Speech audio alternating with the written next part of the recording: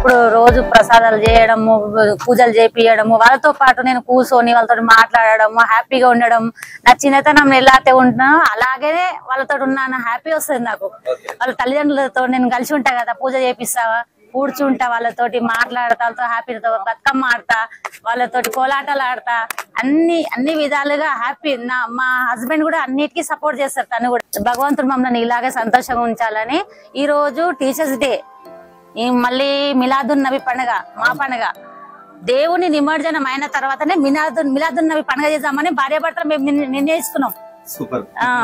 దేవుని నిమజ్జనం అయిపోయినాకనే చేసుకుంటాం. అందుకే అన్నదానం కార్యక్రమం చేసినాము.